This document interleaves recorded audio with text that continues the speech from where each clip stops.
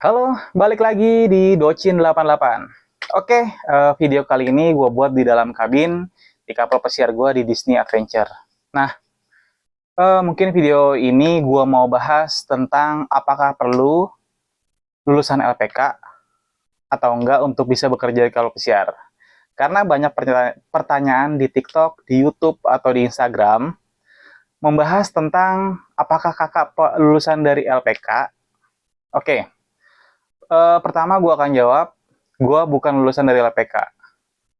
Gue melamar bekerja ke Papsiar berdasarkan pengalaman yang udah gue punya selama ini. Gitu. Jadi, buat teman-teman yang bukan lulusan dari LPK, bisa untuk melamar bekerja di kapal pesiar.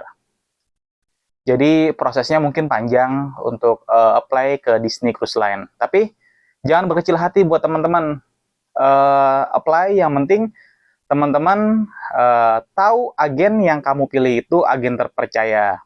Nah, agen yang saya pilih untuk ke Disney Cruise Line adalah Ratu Oceania Raya. Nah, kebetulan dia punya cabang kantor ada di Jakarta, Jogja, dan Bali. Dan kamu bisa cek Instagramnya Ratu Oceania Raya. Di situ mereka menginfokan untuk lowongan pekerjaan di kapal pesiar atau di hotel di darat di luar negeri. Gitu. Nah, untuk satu, kamu nggak perlu lulusan LPK untuk bekerja di kapal pesiar. Nah, kedua, apakah kakak lulusan dari perkuliahan atau enggak? Nah, ini akan gue bahas. Gue bukan dari lulusan kuliah, gue hanya mempunyai ijazah SMK. Nah, gue sekolah di SMK Tata Boga, Pakubono SMK 30, Jakarta. Lulusan bakery pastry. Nah, setelah lulus, gue berlanjut untuk bekerja di bidang bakery dan pastry. Dan gue lebih kuat di bidang bakery, karena bekerja di bidang bakery lebih dari ya 10 tahun. Nah, di tahun 2024 gue mulai apply untuk ke Disney Cruise Line lewat agen Ratu Oceania Raya, dan kebetulan mulai ikuti tahap-tahapan, diantaranya ada pre-screening. Nah, pre-screening adalah interview yang dilakukan bersama agen yang ada di Indonesia, tapi semua percakapan menggunakan bahasa Inggris. Lalu kedua, jika kamu udah lulus, kamu akan maju ke namanya Marlin Test. Marlin Test itu kayak tes secara online untuk pendengaran ya, atau listening. Kayak TOEFL lah kalau kayak di sekolah mungkin ya. Nah, itu. Nah, untuk nilainya kamu harus mendapatkan minimum untuk Gali adalah 70 apa, kalau nggak salah. Nanti dicek lagi aja. Lalu setelah itu lulus, kamu akan ke tahapan namanya final interview. Nah, final interview itu adalah kamu akan interview bersama user.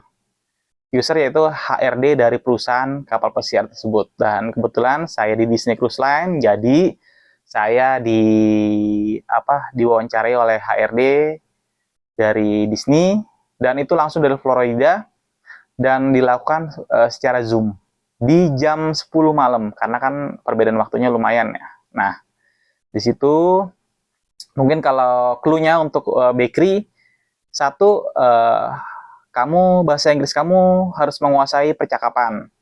Kedua, kamu harus tahu HACCP, Hazard Analysis Critical Control Point. Ketiga, kamu juga harus tahu tentang metode apa yang nanti ditanya oleh user, mungkin pembuatan pizza, baget, roti manis, roti tawar, dan lain-lainnya. Dan kamu bisa menjelaskan pertanyaan, misalkan peralatan bakery yang pernah kamu pakai apa aja. Nah, tentunya kamu juga harus tahu tentang history atau tentang perusahaan yang kamu lamar. Nah, kebetulan saya di Disney, jadi saya apalin tuh, atau saya cari secara online di Google tentang perusahaan Disney Cruise Line. Gitu. Nah, ini untuk teman-teman.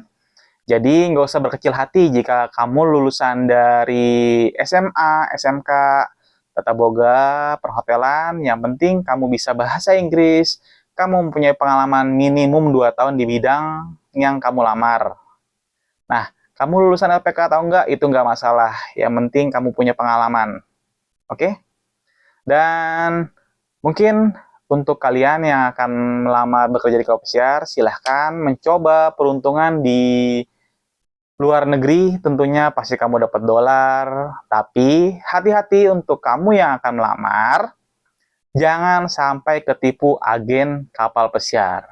Nah, pertama kamu harus cek tuh Instagramnya. Apakah benar dia bisa buka di kolom komentarnya, ada balasan komentarnya. Gitu. Nah, biasanya kalau di Disney Cruise Line atau di Ratu dia melamar via web. Jadi, kamu akan masuk ke dalam webnya, nanti ada pilihan kapalnya dan pilihan lowongan apa saja yang ada di kapal tersebut. Gitu. Lalu lanjut, kamu nggak bayar di depan. Jadi, bayar itu hanya untuk kepengurusan seperti visa US, misalkan kamu join di negara Amerika Serikat, visa Schengen, misalkan kamu join di negara Eropa. Nah, jadi tentunya setelah kamu lulus dari final interview, baru tuh kamu akan dijelaskan apa aja yang harus diurus, gitu.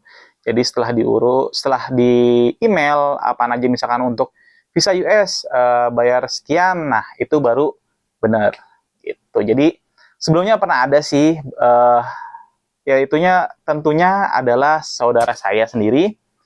Dia mendapatkan WA untuk hadir ke final interview yang ada di Bali. Nah, dia diminta bayar 2,5 juta, lalu mendapatkan penginapan hotel di Bali selama 2 hari. Lalu nanti final interview dan 2,5 juta itu katanya udah untuk dokumen. Nah, pokoknya untuk teman-teman new hire, newbie yang akan mencoba peruntungan di kapal pesiar, hati-hati. Oke, sekali lagi. Nah, sekali lagi untuk teman-teman, terima kasih yang udah dukung channel Docin 88. Ya, mungkin dulu gue buat video YouTube tentang cara buat bakery atau pembuatan produk. Nah, sekarang gue mencoba untuk memberikan info ke teman-teman cara bekerja di kapal pesiar. Ya, tentunya ini sesuai dengan pengalaman yang gue alamin tentunya sampai saat ini. Oke? Terima kasih sekali lagi buat teman-teman yang sudah dukung. Dan jika ada salah-salah kata, mohon maaf. Dan selalu dukung terus channel Docin 88. Oke, jangan lupa like, comment, and subscribe channel Docin 88. Jangan lupa buka TikToknya di Docin 88, Instagram juga ada. Oke? Untuk kali ini sekian dan terima kasih. Wassalamualaikum warahmatullahi wabarakatuh. See you guys.